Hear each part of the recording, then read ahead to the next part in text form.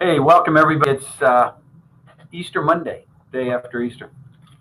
First of all, I want to thank all those that were part of our show Saturday, Good Saturday, and Saturday morning.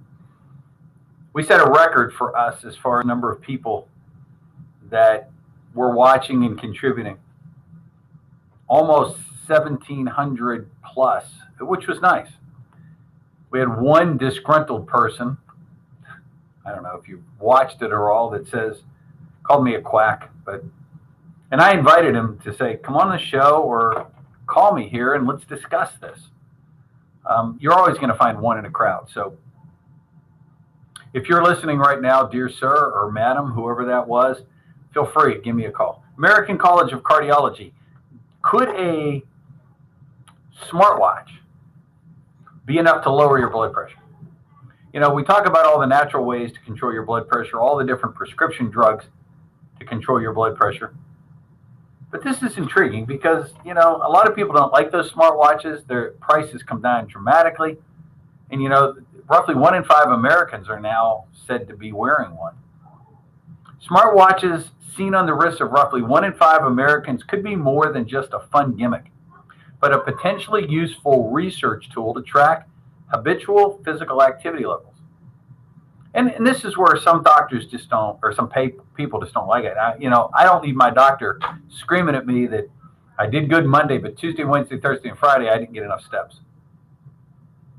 People who took more steps daily as tracked by their watch had lower blood pressure on average than those taking fewer steps in a study presented at the American College of Cardiology annual scientific session together with the World Congress of Cardiology, March 19th, 2020.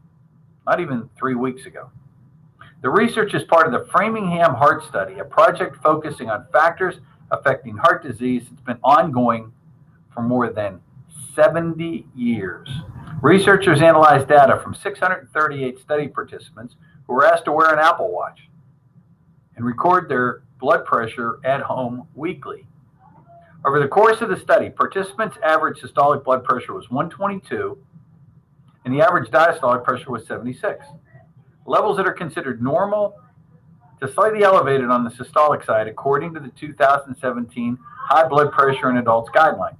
The study is one of the first to use commercially available wearable devices to track habitual physical activity in a large group of people in the context of daily life outside of a healthcare setting or a research center. Measuring habitual physical activity in community-based settings in this way distinguishes our study from prior studies that have looked at either self-reported physical activity, which never works, or used accelerometers to measure daily activities for only a short amount of time, usually about a week. Those are the old time ones. You clicked on your pocket and it measured your legs moving. Although the study was observational, it does not show cause and effect. The findings align with previous research suggesting that being more physically active can help lower blood pressure. After accounting for demographic factors, the study found participants' systolic blood pressure was about 0.45 points lower for every 1,000 steps taken. Now, take that up to 10,000 steps, which is a nice busy day.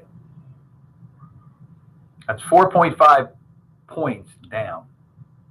So if you're at 122 and you take it down 4.5, you're going down to 117.5, right? Yeah, 117.5. Now you're in the low normal range. One simple thing, no pills.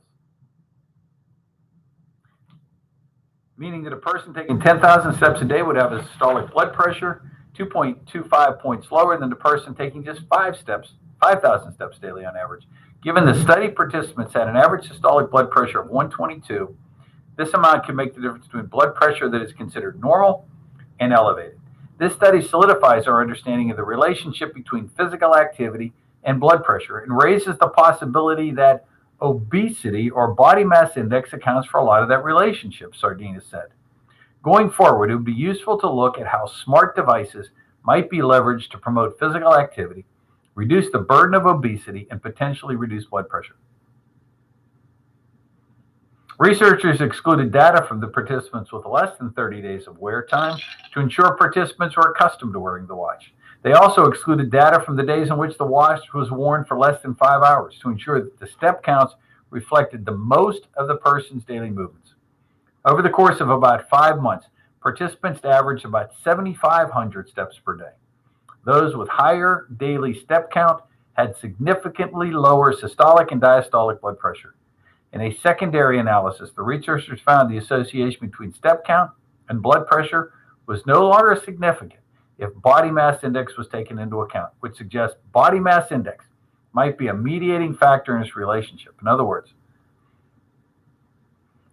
if you're carrying a ton of weight, this is one of those tough to digest things. They're saying the 10,000 steps a day wouldn't be a factor if you're overweight. But how are you going to change from being overweight? You got to get the 10,000 steps in. So, granted, it may not be a clinical factor initially, but once you start that on a daily basis and you start losing the weight, the pressure will follow. It's amazing how these doctors look at this. The study was not designed to discern whether BMI affects step counts or the other way around. In other words, if you are overweight, is that the reason your step counts are down? Sardana added that the electronic Framingham heart study cohort is the largest sample of participants developed leveraging the seminal Framingham heart study, who are providing continuous data from smart devices for research.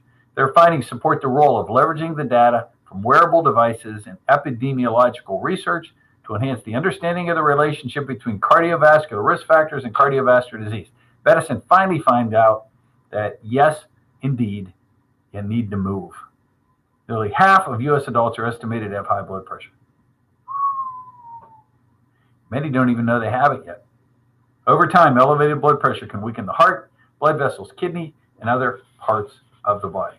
The American College of Cardiology. Do yourself a favor. It doesn't have to be an Apple Watch. Go get a good watch. Check out your steps. See how few you actually got.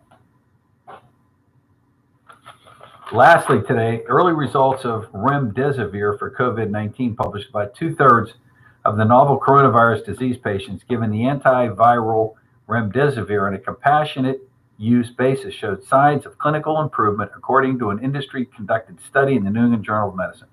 Researchers studied 61 patients hospitalized with confirmed COVID-19 infection who required oxygen support or had oxygen saturation levels of 94% or less. Remember what I said about getting a pulse ox done? And they're saying that the determining factor in my world is 95 or less. At baseline, 57% of patients were receiving mechanical vents, 8% were receiving extracorporeal membrane oxygenation. Patients were given up to 10 days of remdesivir. 8 patients were excluded from the final analysis, largely because of missing data. 94% showed improvement.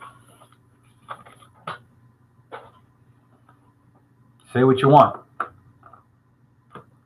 There are enough things out there that are factoring into this.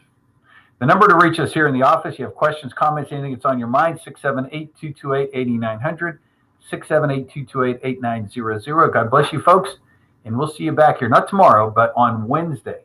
We're going to talk about curcumin being the spice of life. Stay safe, stay healthy. Our website is thenutritionshop.net. God bless you. See you soon. Bye-bye.